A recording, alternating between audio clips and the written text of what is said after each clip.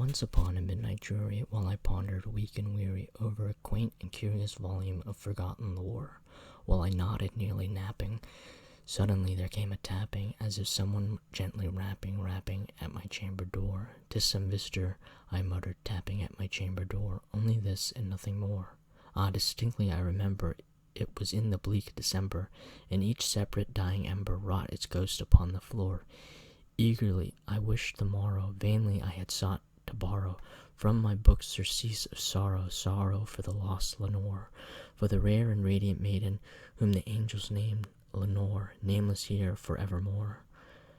And the silken, sad, uncertain rustling of each purple curtain thrilled me, filled me with fantastic terrors never felt before, so that now to the still beating of my heart I stood repeating, "'Tis some visitor entreating entrance at my chamber door." Some late visitor entreating entrance at my chamber door. This it is, and nothing more.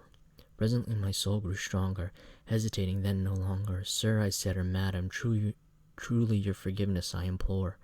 But the fact is, I was napping, and so gently you came rapping, and so faintly you came tapping at my chamber door, that I scarce was sure I heard you. Here I opened wide the door, darkness there, and nothing more.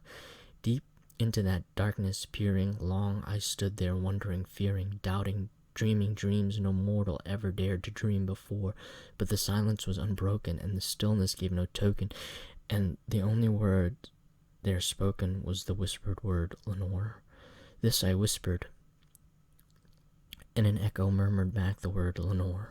Merely this and nothing more. Back into the chamber turning, all my soul within me burning, soon again I heard a tapping somewhat louder than before. "Surely," I said, "surely that is something at my window lattice. Let me see then what thereat is, and this mystery explore. Let my heart be still a moment, and this mystery explore. 'Tis the wind and nothing more." Open here I flung the shutter, when with many a flirt and flutter, in there stepped a stately raven of the saintly days of yore. Not the least obeisance made he, not a minute stopped or stayed he, but mine of lord or lady, perched above my chamber door, perched above a bust of Apollos just above my chamber door, perched and sat, and nothing more. Then this ebony bird beguiling my sad fancy into smiling, by the grave and stern decorum of the countenance it wore. "Though thy crest be shorn and shaven, thou," I said, "art sure no craven, ghastly, grim, and ancient raven, wandering from the nightly shore. Tell me what thy lordly name is on the night's Plutonian shore." Quoth the raven, "Nevermore." Much I marveled this ungainly fowl to hear discourse so plainly, though its answer little meaning, little relevancy bore, for we cannot help agreeing that no living human being ever yet was blessed with seeing bird above his chamber door, bird or beast upon the sculptured bust above his chamber door, with such name as Nevermore. But the raven, sitting lonely on the placid bust, spoke only that one word, as if his soul in that one word he did outbore. Nothing farther than he uttered, not a feather than he fluttered, till I scarcely more than muttered, "Other friends have flown before, on the morrow he will leave me, as my hopes have flown before." Then the bird said, "Nevermore." Startled at the stillness broken by reply so aptly spoken, "Doubtless," I said, "what it utters is its only stock and store, caught from some unhappy master, whom unmerciful disaster followed fast and followed faster, till his songs one burden bore, till the dirges of his hope that melancholy burden bore, of never, nevermore." But the raven still beguiling my sad fancy into smiling, straight I wheeled a cushioned seat in front of bird and bust and door. Then, upon the velvet sinking, I betook myself into linking fancy unto fancy, thinking what this ominous bird of yore, what this grim, ungainly, ghastly, gaunt, and ominous bird of yore meant in croaking "Nevermore."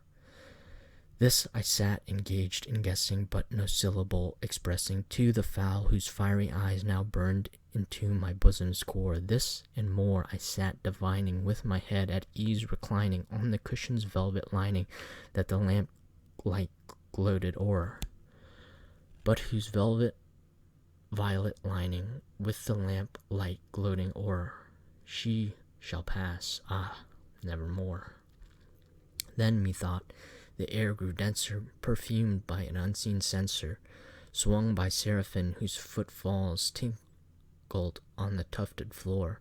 Wretch, I cried, thy God hath lent thee, by these angels he hath sent thee, respite, and nepenthe, for thy memories of Lenore. Quaff, oh quaff, this nepenthe, and forget this lost Lenore. Quoth the raven, nevermore.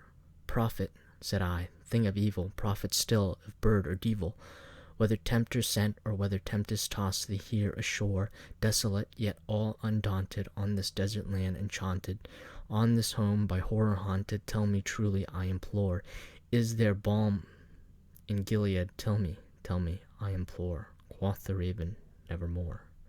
Prophet, said I, thing of evil, prophet still, if bird or devil, by that heaven that bends above us, by that God we both adore, tell this soul with sorrow laden, if within the distant Aidenn it shall clasp a sainted maiden, whom the angels named Lenore.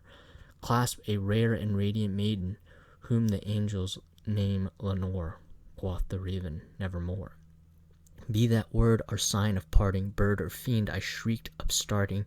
Get thee back into the tempest and the night's Plutonian shore. Leave no black plume as a token of that lie thy soul has spoken.